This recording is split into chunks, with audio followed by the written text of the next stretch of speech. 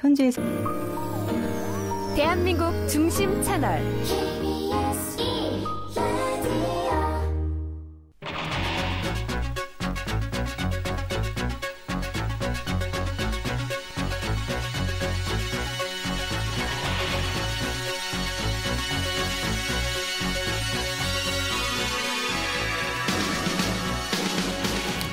안녕하십니까. 성기영의 경제쇼 아나운서 성기영입니다.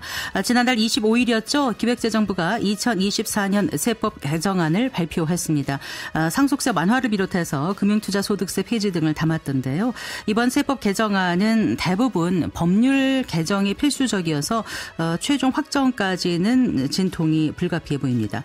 자, 오늘 성기영의 경제쇼에서는 약 25년 만에 최고 세율과 잔여 공제 금액을 조정하는 상속세부터 금융투자소득세를 둘러싼 쟁점을 짚어보고요. 앞으로 어떤 방향으로 세제를 운용해 나가야 할지 큰 틀에서 짚어보는 시간 가져보고자 합니다. 이 자리에 김우철 서울시립대학교 세무학과 교수 그리고 정세은 충남대학교 경제학과 교수 모셨습니다. 반갑습니다. 네, 안녕하세요. 안녕하세요, 교수님. 네, 안녕하십니까. 네. 일단 2024년 세법 개정안이 나왔는데 일단 총평부터 좀 해주시겠습니까? 어느 분께서 먼저. 네, 김우철 교수님. 예, 이미 벌써 수주가 지났는데요. 네. 예, 올해 세법 개정안 발표가 됐습니다. 예년보다는 양이 좀 풍부합니다. 여러 세목에 걸쳐서 골고루 다채롭게 여러 가지 내용들이 포함되어 있고요. 네. 대표적으로 우리 상속세 세율 정한 지가 24년 지났거든요. 네. 그동안 이제 너무 최고세율이 높다는 그런 지적에 따라서 이번에 최고세율을 낮춘 거라든가 이런 것들은 좀 특별할 만한 사안이고요. 네. 기업 할증과세 같은 거 폐지하고 이런 것도 이제 어떤 세제 합리화 내용을 많이 담았다 이렇게 보고 있고 그 외에 사회적으로 중요한 지금 정책적인 의제죠. 밸류업 주주 환원 정책, 주주 친화적인 정책들 많이 또 얘기가 됐는데 세법에서도 일부 내용을 담았습니다. 네. 그래서 주주 환원 정책을 적극적으로 하는 기업에게는 법인세 세액공제도 하고 또 배당을 받는 개인 투자자들께는 이제 분류과세를 적용하는 일부 적용입니다만 그런 내용들도 정책적인 시의성을 담았다 이렇게 보고요. 그다음에 지금 저출생 문제가 심각하고 중요한 국정 과제인데 이번 세법 개정안에 보면은 다양한 그런 저출생 또는 혼인 장려, 저출생 대응하고 혼인을 장려하는 그런 지원 정책을 담았습니다. 이런 것들은 앞으로 세법 개정의 중요한 테마로 상당 기간 자리 잡을 걸로 보고 있고 마지막으로는 금투세 논란이 아직도 끊이지 않고 있는데요. 일단 정부는 금융투자소득세 정부는 종전과 동일하게 일단 간단하게 말해서 이제 폐지다. 우리 입장은 그렇게 하고 그에 따라서 가상자산 과세도 3년 유예되는 그런 내용이 담겨 있습니다. 네. 정세윤 교수님께서는 어떻게 지켜보셨어요? 2024년 세법 개정안. 예, 말씀하신 대로 이번 세법 개정안의 주요 내용들은 감세, 다양하게 감세를 주는 것들인데요. 네. 근데 사실 정부가 이런 정책들은 예를 들어 저출산 고령화는 그 저출산 고령화라고 하는 특별한 또 다른 정책이 있어야 하고 그다음에 밸류업이라고 하는 것도 산업 정책이라든가 이제 주식시장 정책 아니면 기업 정책 이렇게 따로 해야 하는 것이고 이 다른 정책으로 해야 될 것을 지금 다 그냥 감세 정책으로 해버리고 있거든요. 네. 아마 청취자분들께서는 경기가 안 좋을 때 감세 정책이 뭐가 나쁘냐, 좋지 않냐 이럴 수도 있는데요. 이게 그 경기가 안 좋으면은 정부가 세제를 건드리지 않아도 자동적으로 감세가 됩니다. 왜냐하면 기업 활동 안 하면 아무래도 법인세 세수도 줄겠고요. 소득이라고 세금이라고 하는 것은 소득을 법만큼 내는 것이기 때문에 경기가 안 좋을 때는 당연히 그냥 자동적으로 감세가 되는 거거든요. 이번에 감세가 문제가 되는 거는 경기가 안 좋아도 어느 정도 여유 있는 계층은 항상 있어요. 네. 근데 이번 감세는 이 여유 있는 그래서 이 경기가 안 좋을 때 세금을 내서 나라 경제를 이렇게 뒷받침할 수 있는 사람들에게까지 세금을 깎아주는 거여서 다른 정책으로 해야 될 걸 감세 정책으로 하고 있다. 그리고 이것 때문에 오히려 그 다른 정책을 해야 될 국가의 재원이 부족할 것이다. 이런 심각한 문제가 있고요.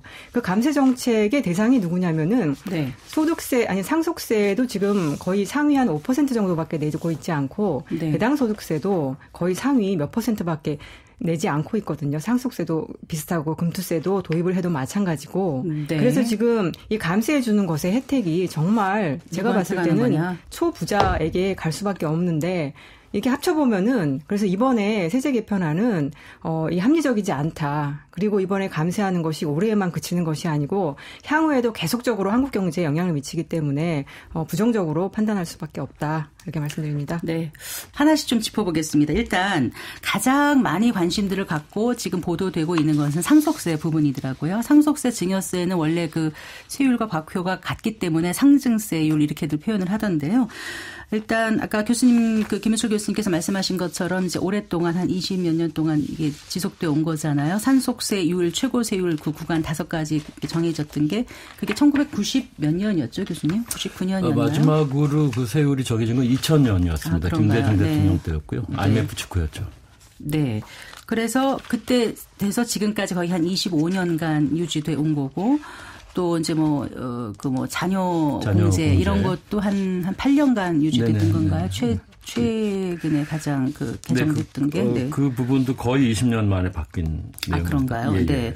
자, 조정하는 내용을 일단 정세훈 교수님께서 먼저 좀 짚어주시겠어요? 네. 네, 핵심적인 부분은 이 상속세가 누진과세로 되어 있어서 과표 구간하고 구간마다 세율이 따로 있거든요. 네. 그래서 가장 최고 구간이 30억을 넘는 데 대해서 50%를 내는 것인데 그 마지막 구간을 없애는 것이 저는 핵심이라고 생각이 듭니다. 네. 그러면 바로 이제 바로 아래 단계였던 10억 이상 40% 이게 이제 최고세율이 되는 것이고 물론 이제 맨 아래 단위였던 1억 이상 부분이 이제 2억으로 올라가는 부분은 있는데요.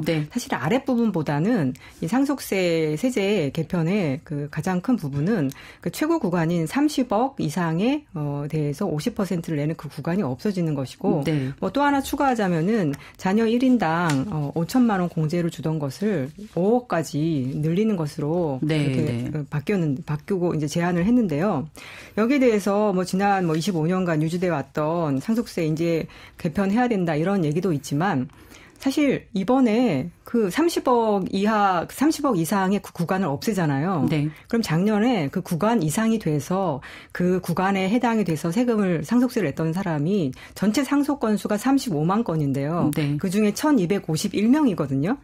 사실은 이번에 상속세를 이렇게 바꾸게 되면은 가장 큰 혜택은 그 1251명. 전체 35만 건 중에 1251명이 되는 것이거든요. 그러면 이제 국민들은 30억 이상이면은 50%를 낸다고 했는데 그러니까 아주 많은 사람들이 낼 것 같지만 실제로는 그렇지 않습니다. 그래서 현재 상속세도 상당히 아주 소수에게 아주 부분적으로 가세되기 때문에 어떻게 말하면은 과거에 우리나라의 상속세가 부의 대물림을 막는 데 있어서 거의 역할하지 못했다. 라고 저는 생각을 합니다. 그래서 지금 단계에서 이것을 낮춰야 하느냐 저는 전혀 그렇게 생각하지 않습니다. 한국 사회의 자산 양극화 문제 그리고 모든 일반인들이 느낄 거예요. 어떤 부모 밑에서 태어났느냐에 따라서 지금 자신의 인생이 많이 결정된다고 하는 그 느낌이 더 부모를 본인이 선택해서 태어날 수는 없지만 어쨌든 소득이 결정돼서 그 밑에서 자라다 보면은 대물림, 빈곤도 대물림 될 수 있다 이런 말씀을 지금 하시는 것 같은데요. 그게 이제 더 강화되고 있는데 상속세가 그 역할을 해줘야 되는 것인데 지금까지 그 역할을 못 해왔고 오히려 그래서 이것을 지금 바꾸는 것은 저는 그러면 한국 사회의 부의 대물림을 막을 수 있는 다른 무슨 장치가 있느냐. 예, 그렇지 않다라고 하면은 지금 이것을 약화시킬 때는 아니다 생각합니다. 근데 이제 30억 원 초과된 50% 세율 구간인 사람들이 이제 없어지니까 그 사람들한테 유리하다라고 말씀을 하셨는데 또 세밀히 들여다보면 10억 원에서 30억 원 이하가 40%였거든요. 그러면 이제 11억 원, 12억 원, 30억 원까지는 40%였는데 10억 원 초과가 40%가 되면은 달라지는 게 없는 건가요? 없죠. 어떻게 보세요? 김우철 교수님? 예, 이 상속세 얘기를 하려면 먼저 우리 민족이 다른 나라 국민들보다 상속이나 증여 가족 간에 그런 동기가 매우 강합니다. 그러니까 부모의 어떤 해야 할 일 중에 하나로 약간의 재산은 좀 주는 것이 부모의 역할이다 이렇게 보는 경향이 강하고요. 상속을 하려는 욕구가 매우 강한 네. 사회적인 경향이 있는데 상속세제는 정반대입니다. 다른 나라보다 훨씬 높은 최고 세율을 우리가 갖고 있고 최고 수위의 50% 세율이었거든요. 네. 거기에 이제 할증과세까지 하면 대기업 대주주 같은 경우는 60%니까 네. 상속을 어떻게 보면 가장 자연스럽게 생각하는 민족이 어떻게 보면 제도는 가장 그것을 이제 부정적으로 보는 네. 그런 편이었다는 거죠. 문제는 우리의 그런 상속세제가 세율만 높은 게 아니라 과세구조 자체가 매우 네. 독특하고 예외적인 그런 나라라는 겁니다. 어떤 면에서요? 일단은 최고 세율이 높은 거가 제일 먼저 얘기할 수 있겠고요. 네. 그다음에 할증과세 제도라는 거는 이제 기업 지분을 사업용 자산을 상속하는 것과 네. 금융자산이나 현금자산, 부동산자산 같은 비사업용 자산을 상속하는 데 있어서 오히려 평생 기업을 가꾸어서 1조 원을 물려주는 것과 부동산 투자를 잘해서 1조 원 땅을 물려주는 거 할 때 기업을 물려주는 걸 더 중과세하거든요. 네. 근데 이런 것들도 우리만의 어떤 특징인 겁니다. 기업 활동이 위축되면 일자리가 부족하고 그런 문제가 생기지 않습니까? 기업이라는 거는 그 사회에 어떻게 보면 자산이기도 합니다. 네, 네. 개인의 것만은 아니에요. 네. 그렇기 때문에 이제 부가치를 창출하고 고용, 투자 이런 기여를 하게 되는데 오히려 이렇게 어떻게 보면은 조금 사회적 기여가 거의 없는 그런 금융 투자나 부동산 투자를 통한 자산 축적을 더 대우하는 이런 이상한 그런 케이스도 있고요. 그 외에 우리 공제 부분 등도 우리 경제 규모에 걸맞지 않게 과거 기준으로 아주 작게 구성되어 있어서 원래 상속세는 도입 당시에는 또는 이제 마지막으로 제도를 바꿀 때 당시에는 일종의 사망을 전제로 한 부유세였거든요. 네네. 진짜 부자한테 매기는 네, 부자가 죽게 되면 이제 부과하는 세금으로 우리가 성격을 받았는데 최근에는 서울 주요 지역의 이제 주택 한두 채면 네. 상속세를 다 내고 그것도 최고 세율까지 적용받는 그런 일이 생겨서 이게 중산층 과세로 확대된 네, 그런 부자 면이 과세가 있다. 아니라 중산층 과세였다. 그런 면들도 이번에 하여튼 고치는 게 목적이었는데요. 저는 물론 부자들이 내는 세금이니까 부자들의 세금이 주는 건 맞지만 불합리한 세제를 고치고 예외적인 과세 제도를 조금 우리가 정상화했다. 네. 이렇게 보는 면이 더 많기 때문에 그동안 수십 년 동안 문제되었던 제도를 어렵사리 그것도 뭐 전면 개편한 건 아니고요. 일부 네. 개편했는데 어떤 의미가 있다 이렇게 좀 보고 있습니다. 네. 저는 그렇게는 조금 더 추가 발언해도 네, 정세현 교수님. 네. 네. 방금 모든 국민들이 상속을 하고 싶어 하고 그것이 강한데 현재 네. 상속세는 그것에 반하고 있다라고 말씀하셨는데요. 제가 처음에도 말씀드렸듯이 작년에 상속 건수가 35만 건이 있었는데요. 네. 현재 상속세제 하에서 상속세를 낸 퍼센트가 한 6% 정도밖에 되지 네. 않습니다.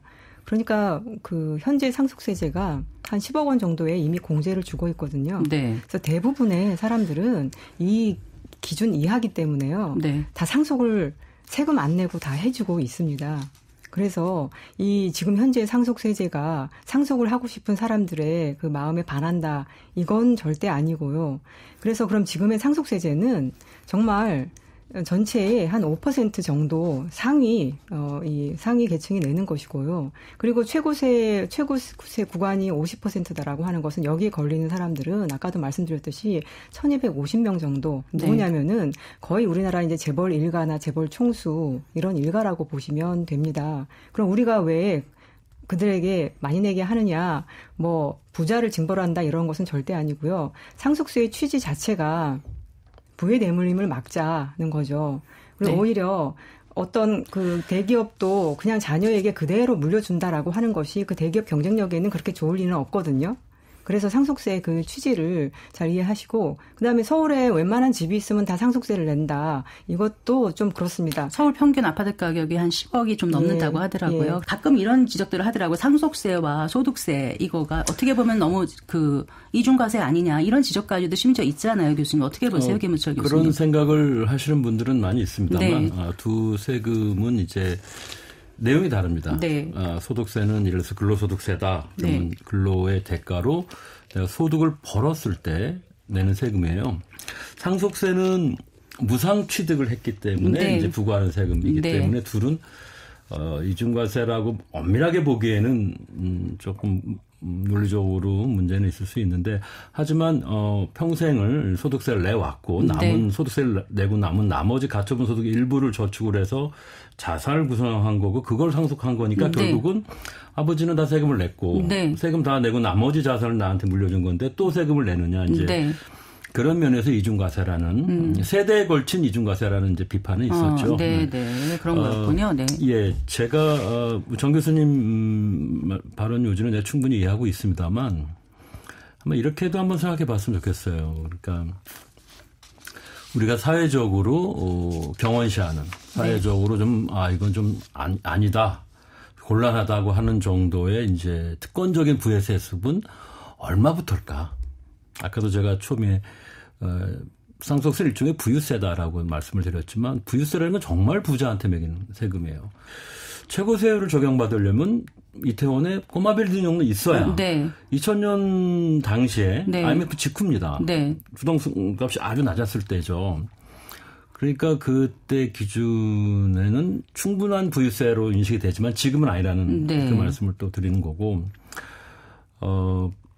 그 세금을 이제 내는 분들이 있고 세금을 안 내는 분들이 있을 때 네.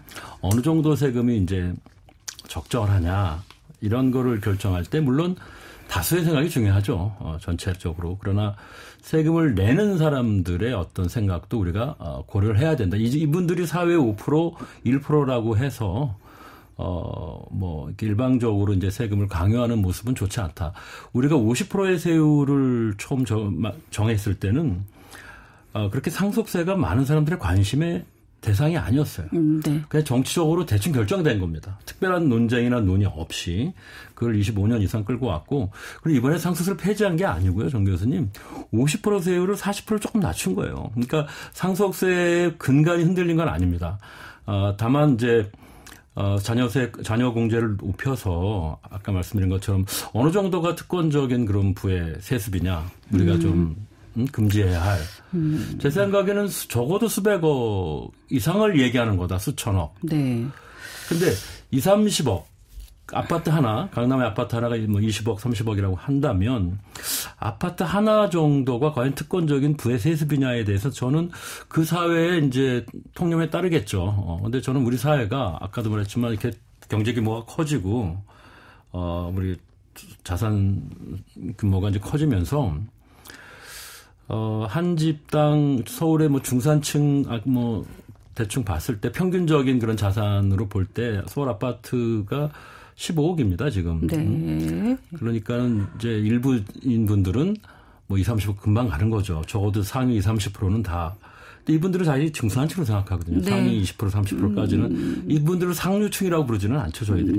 네. 네. 그러니까 이분들이 일반적으로 자녀한테 아파트 하나 정도는 물려준다고 할 때 이거를 너무 가혹하게 높은 세율로 과세하는 거는 좀 문제가 있다. 아까도 말씀드린 것처럼 25년 동안 과표를 고치지 않으면서 벌어진 일이고 최고세율 자체를 정할 때 우리가 엄밀한 네. 충분한 논쟁을 거쳐서 정한 것도 아니니까 이번에 조금 낮췄다. 적어도 이제 OECD 평균 수준보다도 여전히 높습니다. 네. OECD 평균 수준은 30%대 또는 이제 그 아래인데 그래서 상속세의 근간은 뭐 그렇게 많이 건드리지 않으면서 최고세율 일부 낮추고 공제 금액을 현실화하는 거니까 이거를 뭐 부자들을 위한 봐주기 감세다라고 저는 보지는 않아요. 네. 세제에 합류하고 이제 그리고 불합리하다면 그게 부자든 빈자든 세제는 고쳐야 하는 겁니다.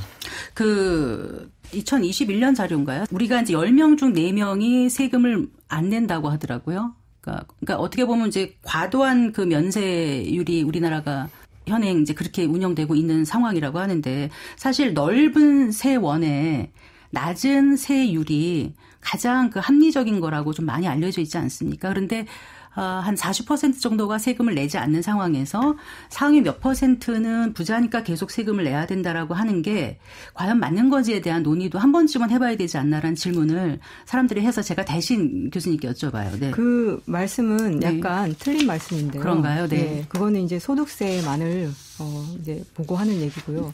저희가 내고 있는 특히 이제 부가가치세 같은 경우에는 저소득층에게는 훨씬 더 부담스럽습니다. 그렇죠. 아무래도. 그래서 한꺼번에 같이 얘기를 하는 게 필요하고요. 네, 그러네요. 부가가치세뿐만 아니라 그 사회보험료라고 하는 것이 누진세가 아니고 그것도 비례세거든요. 네. 예. 사회보험이 어떤 거 말씀하시는 거예요? 국민연금, 그다음에 건강보험 이런 것들도 다. 그래서 우리나라 세제가 정말 누진세 부분이 크냐. 라고 하는 건 따져봐야 한다. 부가가치세하고 사회보험료나 이런 것들 하면 다 내고 있다라고 봐야 하고요. 네. 그다음에 소득세만을 봐도 소득세 같은 경우에 지금 이제 뭐 예를 들어 약간의 공제를 제외하고는 다 내게 되어 있습니다. 그래서 1인당 근로소득에 대해서 왜냐하면 이제 기본적으로 자기가 소비하고 이런 것들 그게 한 800만 원, 뭐 900만 원, 1000만 원이라고 한다면요. 1000만 원 이상의 소득에 대해서는 다 근로소득세를 내게 돼 있는데 소득세를 안 내는 거는요. 그 근로공제, 소득공제를 제외하고서 낼 돈이 없기 때문입니다. 네네. 그래서 우리 사회에서 누가 세금을 많이 내느냐 이런 거 할 때 분명히 소득과 자산이 어떻게 분배되어 있는지를 그거를 먼저 거기서 출발을 해야 하는 것이지 그거 없이 그냥 누가 그냥 현재 내고 있느냐만 따지게 되면은 결과만을 보게 되면 그렇게 오해할 수 있고 그게 아니라 많은 사람들이 소득세를 내지 않는 것은 공제를 제외하고는 나면은 낼 게 없다. 그런데도 그 얘기는 소득이 작다는 얘기인데 그 작은 소득에서 부가가치세라든가 사회보험료라든가 이런 것들을 많이 내야 하기 때문에 사실은 실제로 그 삶을 들여다보면은 힘들다. 네, 알겠습니다. 자, 오늘 성기영의 경제쇼에서는 정부가 발표한 2024년 세법 개정안의 그 내용 짚어보고 있는데요. 약 25년 만에 개편하겠다고 밝힌 상속세 최고세율 그리고 과세 표준 조정과 자녀 공제액에 대해서 일단 살펴봤습니다. 김우철 서울시립대학교 세무학과 교수 그리고 정세훈 충남대 경제학과 교수와 함께하고 계신데요. 잠시 후에 계속해서 얘기 이어가겠습니다.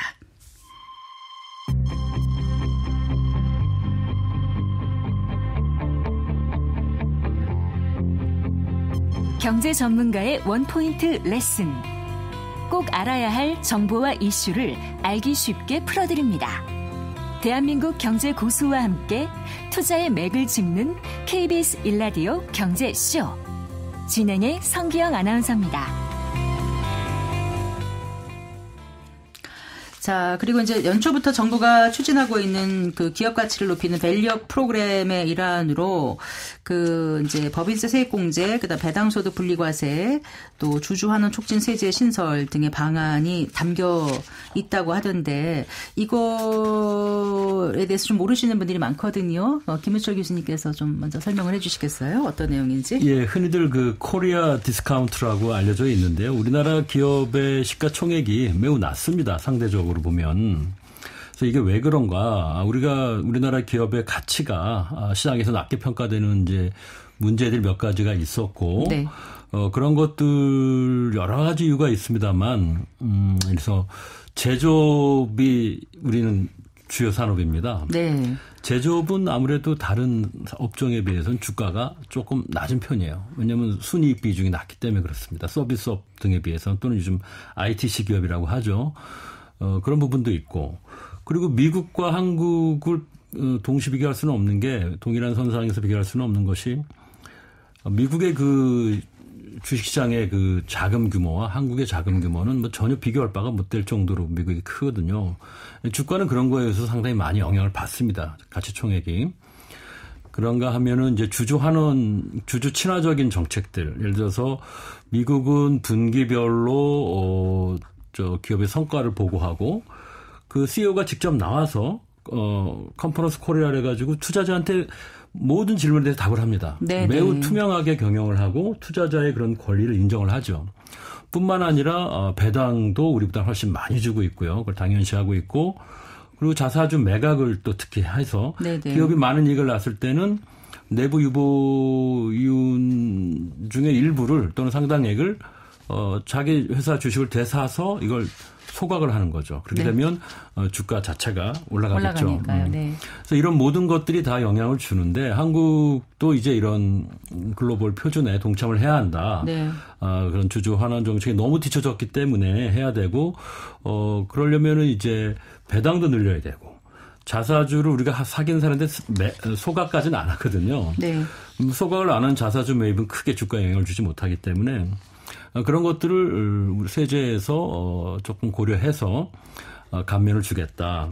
그래서 주주 환원 정책을 많이 한 기업들 배당을 전년 3년 직전 3년 대비 늘리거나 네네. 자사주 그 매입을 좀 늘린 기업에 대해서는 법인세 세액공제도 주고 네네. 또 배당 받는 개인 투자자한테는 이제 배당 소득 분리과세 혜택도 일부 준다는 겁니다. 다만 법인세 세액공제의 경우 직전 3개년 평균 대비 네. 이런 배당 더하기 이런 자사주 매입 금액이 이제 5%를 초과하는 부분에 대해서만 인정을 하고 5% 초과 증가분. 작년에 100억을 네. 했다면 네. 올해는 저도 100억 이상을 해야 네. 100억 이상 부분에 대해서만 네. 세제 혜택 대상이 되는 거고 세제 혜택의 정도는 그거에 또 5%를 곱하는 겁니다. 그래서 금액은 그렇게 법인세를 깎아주는 그 효과는 네. 엄청나지는 않죠. 네. 3년간 그렇죠. 왜냐하면 배당을 100억을 늘렸는데 네. 전년 대비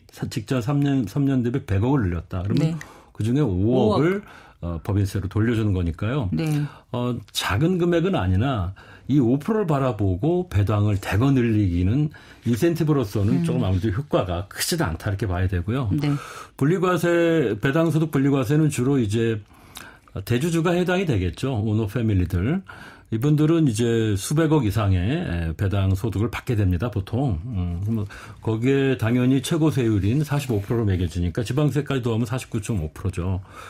상당히 높습니다. 그래서 이분들의 경우 주주 환원 정책에 적극 동참한 기업이라면 네네. 그렇다면 전체 금액의 한 10% 내외 정도에 대해서는 분리과세를 적용하겠다. 45%가 아니라 25% 세율을 적용하는 거고요. 네.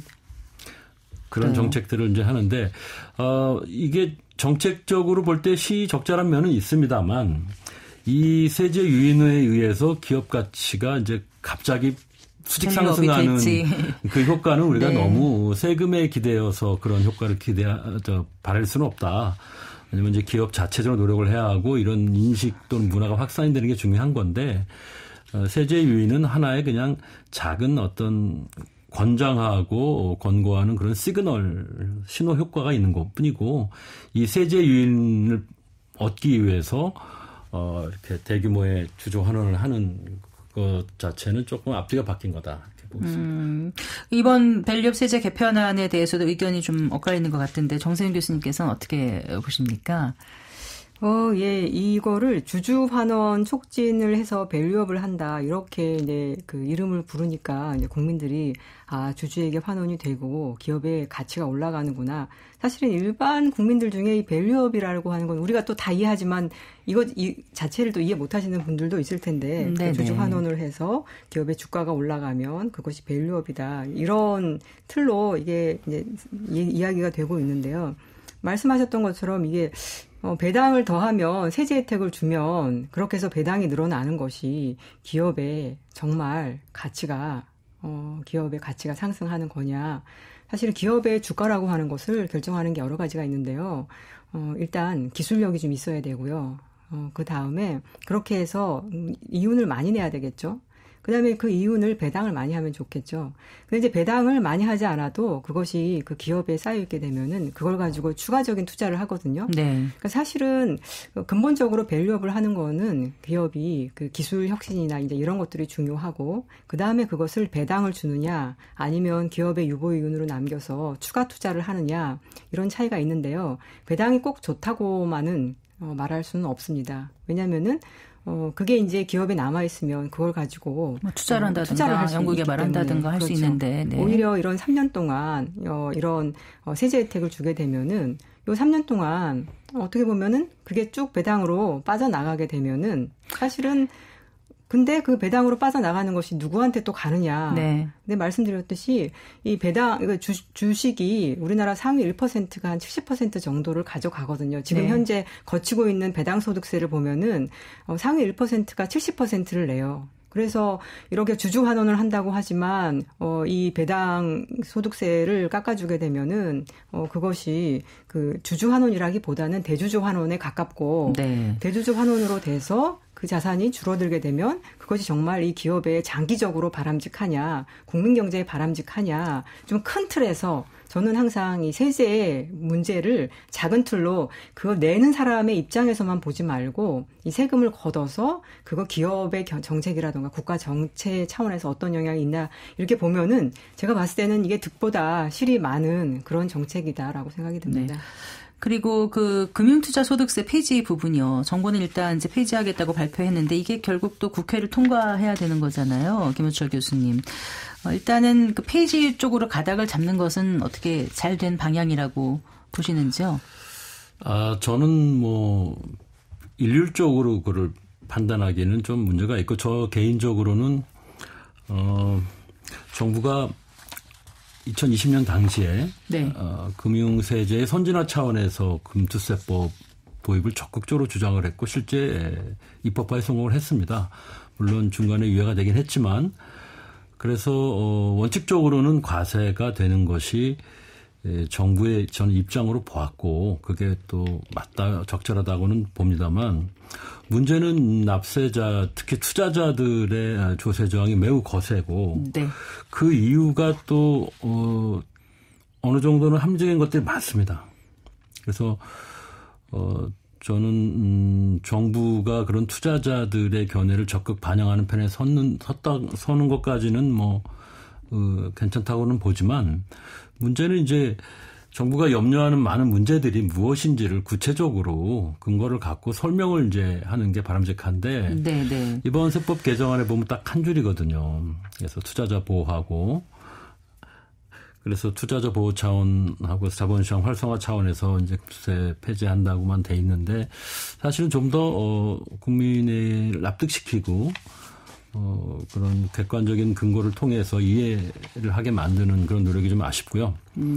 현실적으로 보면 국회는 야당이 지금 다수당이기 때문에 금투세 과세를 현행대로 유지하는 게 기본 입장인데 정부가 폐지를 주장한다고 해서 이게 국회에서 통과될 것 같지는 않습니다. 이거는 뭐 거부권이 행사될 수 있는 문제도 아니고요. 이미 법이 만들어지고 지금 시행되기를 좀 기다리고 있기 때문에 현재로서는 다수의 투자자가 반대하는 상황에서 야당 단독으로 강행하는 거는 저는 타당하지 않다 이렇게 보고 있고요.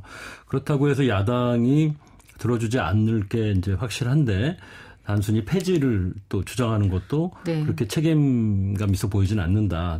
그래서 지금 상황에서 필요한 것은 투자자들이 얘기하는 어떤 합리적인 그런 불만 사항들, 문제점들을 전체적으로 다 반영하자 이거죠. 법에. 그래서 새롭게 금투법을 만드는 거에 가깝도록 전면 개정하는 노력이 필요하고 그걸 통해서 자본시장을 육성화하고 투자자를 보호하겠다는 정부의 의지와 또 그 소득과세 형평성, 과세 형평성을 주장하는 야당의 또 주장도 모두 담고 또 투자자들이 억울해하고 불합리하다고 여겨지는 것들도 다 고쳐서 하나의 법에 담아낼 수만 있다면 그게 제일 좋은 대안이 아닌가 생각하고 구체적인 방안도 저는 충분히 있다고 생각합니다.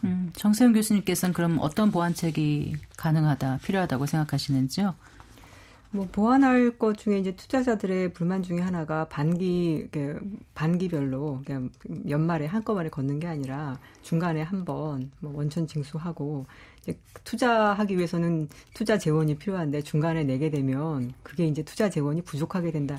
약간 이런 불만들이 있더라고요. 근데 저는 그런 것들이라고 하면은 충분히 도입하고서도 개정할 수 있는 부분이다라고 생각이 들고 왜 이번에는 저는 꼭 좀 도입이 되었으면 좋겠다라고 생각을 해요. 왜냐하면은 이게 자꾸 유예되다 보면은 다음에 또 언제 주식시장이 좋을 때는 주가가 많이 오르니까 수익이 많이 나니까 많이 내지 않을까 해서 싫어하고 그다음에 주식시장이 안 좋을 때에는 주식시장도 안 좋은데 뭘 또 해. 이렇게 해서 이게 한두 번 유예하게 되면은 약간 양치기 소년 같이 오히려 국민들이 정부를 믿지 못하고, 그리고 사실 이 세제는 3년 전에 여당 야당 정부 다 이렇게 합의했던 사안이거든요. 유예만 시켜왔죠. 예. 네. 그래서 이제는 더 이상 유예라던가 폐지라던가 이렇게 해서는 다른 정책들도 다 마찬가지다라고 생각을 하고, 2022년 전에 금융투자협회에서 네.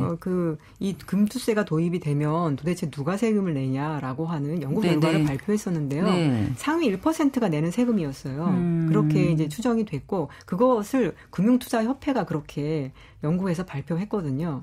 그래서 저는 언론에서 이 금투세가 도입이 되면 금융시장이 뭐 혼란이 온다던가 뭐 대만을 봐라. 근데 대만은 아주 오히려 특이한 사례이고, 대다수의 국가들은 이미 이런 형태가 도입이 되어 있고, 그리고 금투세가 훨씬 나은 거는 손실된 부분을 네. 이렇게 상쇄해주는 기능이 있는 거거든요. 그래서 금융투자라고 하는 것에 훨씬 적합한 그런. 그게 무슨 말씀? 상쇄해준다는 게 무슨 말씀이시죠? 이득이 나는 것에 대해서만 하는 게 아니라 네. 이득이 5천만 원 나고 손실이 5천만 원 나면 네. 순이익이 0인 거잖아요. 네. 그러면은 안 내는 것이고, 뿐만 아니라 이익이 1억이 나고 네. 손실이 5천만 원 나도 네. 합치면 순이익이 5천만 원이잖아요. 네. 5천만 원까지 안 내게 되어 있기 때문에 안 내는 겁니다. 잠깐만요. 금투세가 이제 주식, 채권, 펀드, 파생상품 등 금융상품에 투자해서 5천만 원 이상 소득을 올린 투자자에게 20%를 과세하는 건데, 그러면 그게 한 해별로 되는 거예요? 아니면은 샀다가 팔 때까지 네. 기다렸다가 해주는 건가요?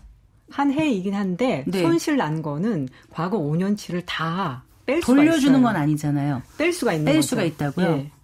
그래요? 그러니까 이제 잘 저도 몰라서요. 그러니까 그걸 네. 모르시니까 국민들이 네. 그걸 모르는 거예요. 주식을 2번을 처분했다. 작년에 네. 한 번 처분했고, 네. 근데 작년에 손해를 보고 네. 처분했어요. 네. 올해 또 이제 처분을 했습니다. 네. 남아있는 주식을 이득을 봤어요. 네. 근데 작년에 마이너스 5천만 원, 올해 네. 플러스 5천만 원이면 0원으로 상계 처리한다고 합니다. 네, 금투세법의 이제 선진적인 측면 중에 하나가 이제 이런 이익과 손실을 서로 상계. 네. 그러니까 네트 전체 몇 년 동안 그렇게 해줘요? 5년까지. 그러니까 세금 같은 건 경정 청구 기간이 이제 5년까지잖아요. 5년 내에 네. 이제 그런 것들은 우리가 손실을 2월 공제한다 그러는데요. 네. 5년 이내의 손실은 다 현재 이득에 이제 반영할 수 있다, 상계할 수 있다 이런 뜻이고요. 보통은 그 기간을 더 늘리는 게 합리적이죠, 사실은. 그리고 주식 투자라는 게 샀다 팔았다 하는 거지. 딱 5년만 하고 끝내고 1년만 하고 끝내고 손실이 확정되고 이익이 확정되지 않는 상품인 것 같아서 여쭙는 거예요. 맞습니다. 네. 그래서 투자는 처음과 끝이 보통은 없기 때문에. 네. 이제 계속 진행 중인 것이 있기 때문에 이런 2월 공제 기간은 좀 길면 길수록 좋은 거죠. 네. 보통 평생으로 그거를 이제 지금 우리 정세영 교수님 고려한 분들 보셨어요. 아니 무슨 평생이야 이러면 안 내게 하는 것만이 능사다 생각하는데 5년 정도까지는 손실을 다 상계 처리할 수 있게 해줘서 이게 훨씬 합리적이고, 지금은 그런 게 없거든요. 대주주 양도 차익이라고 하는 것이.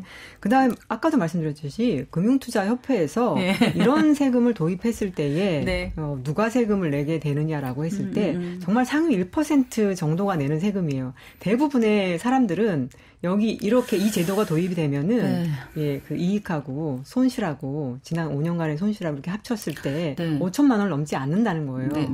그래서 지금도 충분히 99%의 금융투자자가 보호가 되고 있는데 이거보다도 이것을 더 약화시킨다 아니면 폐지시킨다라고 하는 거는 이거는 정말 많이 자, 오늘 성기영의 경제쇼에서는 2024 세법 개편안의 주요 내용 짚어보고 있습니다. 잠시 후에 이 감세로 인한 문제는 어떻게 접근해야 할지 생각해보는 시간 갖겠습니다. 김우철 서울시립대 세무학과 교수, 정세은 충남대 경제학과 교수와 함께하고 계십니다.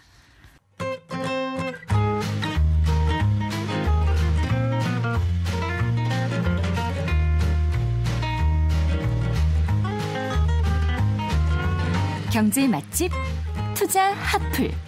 지금은 돈 벌기 딱 좋은 시간. KBS 1라디오 경제쇼. 2024년 세법 개정안이 발표된 후 가장 이제 논란이 된 것이 결국 이제 세수 감소 문제였는데 정세영 교수님께 여쭤볼게요. 세수가 얼마나 줄어들게 될지 정부가 이제 추계를 좀 얘기하긴 했는데요. 혹시라도 또 경기가 좋아지면 세부담 줄어든 기업이 이익이 늘어나면서 세금이 좀 더 거치게 되지 않나 이런 질문도 가능할 것 같은데 어떻게 보세요, 교수님? 예, 정부가 이번 세법 개정안으로 순액법으로 4조 3천억 정도가 세수가 줄어든다라고 얘기했는데요. 네. 순액법이라고 하는 게 약간 좀 축소해서 그 계산하는 그 경향이 있어서요. 이거를 네. 그 향후 5년 동안 얼마나 발생할 것인가를 다 해보면 한 18조 정도 된다라고 시민단체에서는 그렇게 추정을 하고 있고요. 네.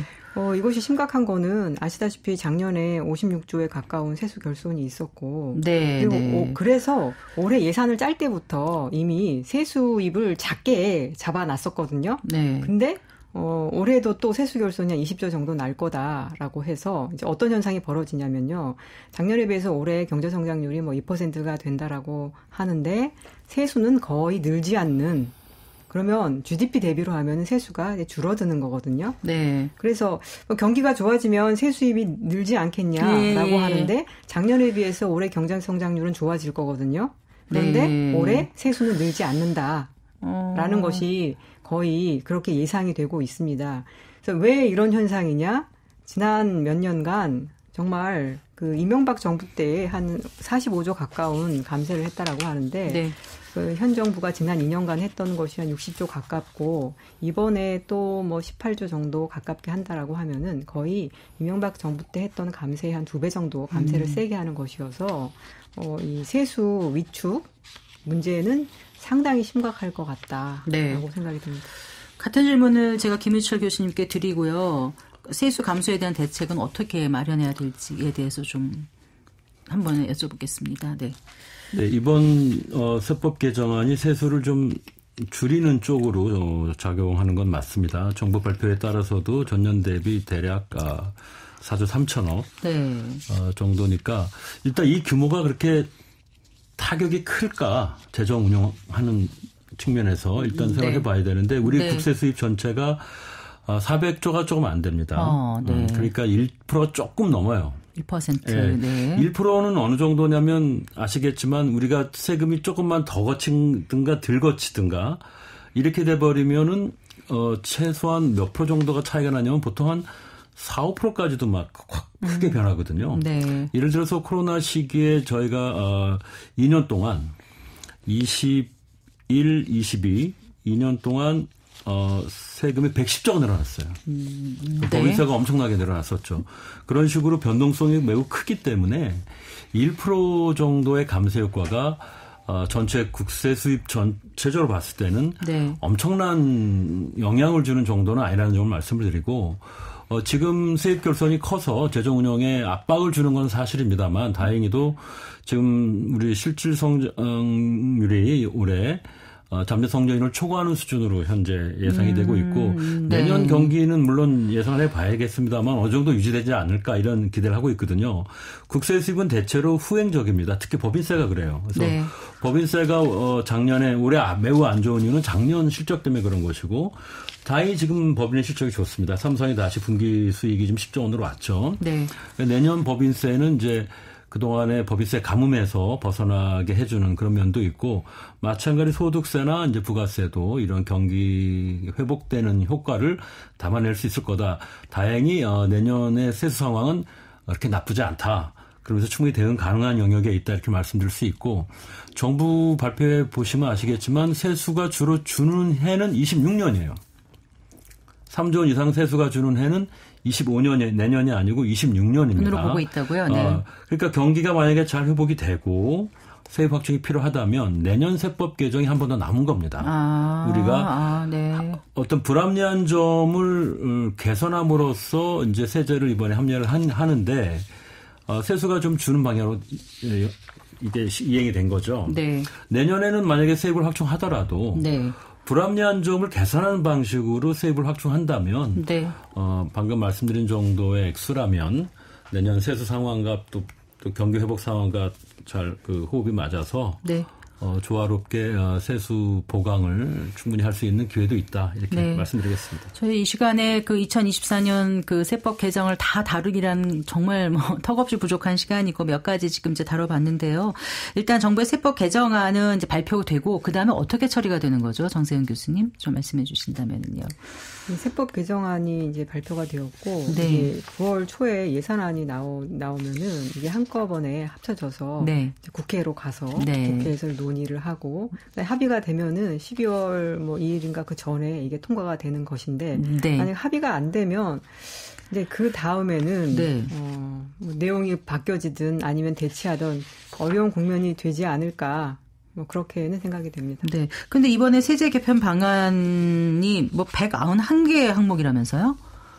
교수님? 예, 네. 다양하게 뭐 이 부분 저 부분 해서 많이 들어가 있는데요. 네. 많은 것들은 논란이 크게 안 될 것들도 많이 있고 네. 해서 오늘 다뤘던 네. 상속세라던가 아니면 기업의 법인세 아니면 뭐 금투세 이런 논란거리들이 많아서 네. 예, 거기에 이제 초점을 맞춰서 논의가 진행이 될 건데 네. 쉽게 통과되기는 저는 어려울 거라고 생각이 듭니다. 네, 일단 법률 개정이 필수적인 항목이 거의 90%에 달한다고 해서 많은 진통이 있을 거라고 예상이 되는데 가장 논란이 될 거는 역시 지금 교수님 말씀하신 그 부분이라는 말씀이시죠? 네, 네. 네, 그 소득세요. 그 11년간 국민소득과 자산은 늘어나는데 과세 기준은 뭐 20년 동안 꿈쩍하지 않았다. 그래서 중산층 세금 부담이 44%나 늘었다. 결국 부족한 세수를 중산층이 메꾸는 거 아니냐. 이런 불만이 있다는 거에 대해서는 어떻게 보세요? 지금 소득세를 말씀하신 건가요? 개인 소득세는 대표적으로 경제가 발전하게 되면 성장률이 계속 높고 경제 규모가 커지면 소득 수준이 커지잖아요. 그래서 물가 수준 이상으로 보통 소득이 커지니까 세금은 매우 빠르게 증가하게 되는데 특히 그 누진세제의 특징을 갖고 있기 때문에 소득이 증가하는 속도보다 그 세금은 소득세는 훨씬 더 빠르게 증가합니다. 그래서 지난 20년간 43%라면 그건 그 비정상적인 증가율은 아닌 겁니다. 만약 그렇게 증가하지 않았더라면 오히려 더 문제가 되겠죠. 우리 경제 규모 재정 지출 증가율을 보시면 아시겠지만 그것도 훨씬 더 많이 늘어나 있거든요. 그렇기 때문에 자연 증가율에 거의 준한다 이렇게 보셔도 되고요. 임금이나 소득이 빨리 증가해서 소득세가 늘어나는 거라면 그건 나쁜 건 아니다. 그렇죠. 그건 나쁜 건 아니다 이렇게 말씀드리겠습니다. 네, 알겠습니다. 자, 이 세법이라는 게 정말 그 국민 생활과 밀접한 부분들이 많이 있어서 이게 이제 잘 논의가 돼서 좋은 결과가 나왔으면 하는 바람을 갖게 되는데 오늘 너무 짧은 시간이라서 다 말씀 못 하셨을 것 같아서요. 한 번씩 끝으로 한 말씀 해 주실 말씀 있으면 부탁드릴게요. 저는 정부가 이 세법 개정안을 그 7월에 뭐 미리 내놓고 항상 예산안을 나중에 내놓다 보니 그러네요. 세법에 대해서 그러니까 항상 내는 쪽만 그 강조가 되어서 뭔가 부담스럽다 뭐 이렇게만 얘기가 되는데 사실 그 이 세법의 가장 중요한 역할은 세제 역할은 세수 확보거든요. 그렇죠. 공정하게. 근데 공정하다라고 하는 거는 누가 똑같이 내는 건 아니에요. 어떤 그 여유와 이런 거에 따라서 내는 것이고 지금 그 정부가 세수를 걷어서 아동수당도 주고 그 공교육도 유지하고 나라도 뭐 유지하고 R&D 지원도 하고 이런 여러 가지가 있기 때문에 함께 봐야 한다. 그런데 이거를 세법을 먼저 내놓고 예산안을 나중에 내놓다 보니 사람들이 내는 것 부담만 생각을 하는데 저는 그렇게 하다 보면 이 문제를 풀 수가 없고 한국 사회가 닥친 여러 가지 저출산 고령화, 양극화 이런 여러 가지 기후 전환 이런 것들까지 다 할 수가 없다라는 점에서 중산층도 내가 기여하는 만큼 나라 경제가 민생이 좋아진다. 그걸 좀 이해할 수 있게 좀 정부가 그 부분에 대해서 강조를 하고 세수 그러니까 왜 걷는가에 대해서 설득을 좀 해야 될 것 같아요. 이거를 깎아주는 것을 자꾸 혜택이라고 하다 보면은 다 나도 혜택 달라라고 하면은 이 세수 기반이 사라질 것 같습니다. 저는 참 우려스럽습니다. 네, 김은철 교수님이요. 예, 그 이견이 항상 생기는 부분이 세금인데요. 매년의 세법 개정은 그래서 국회에서 여야 간에 또 국회와 정부 간에 대립이 항상 발생합니다. 보통은 이제 충분한 심의를 거치면서 어떻게 보면 통합적인 의견을 담은 새로운 그런 내용들이 많이 추가되고 해서 세법 개정안이 지금보다 이제 현 초기안보다 더 발전되는 경우가 많은데 최근에는 국회에서 논의가 오히려 소극화되고 국회 선진화법에 따라서 국회 예산 부수법안으로 되면서 거의 원안 그대로 통과되는 경우가 많거든요. 네네. 저는 대립으로 치닫으면서 거의 손대지 않은 채 원안으로 통과되는 것보다는 이 정부 안에서 많이 바뀌어도 좋으니 여야가 열심히 토론하고 논의해서 국민의 생각에 좀 더 가까운 안으로 최종안이 통과됐으면 좋겠다. 그 말씀을 당부드리고 싶습니다. 네, 알겠습니다. 오늘 두 분 말씀 잘 들었습니다. 고맙습니다. 네, 감사합니다. 네, 정세은 충남대학교 경제학과 교수 그리고 김우철 서울시립대학교 세무학과 교수와 얘기 나눠봤습니다. 성기영의 경제쇼 오늘 순서 여기까지입니다. 주말 잘 보내시고요. 저는 다음 주 월요일 오후 4시 5분에 여러분 다시 찾아뵙겠습니다. 고맙습니다.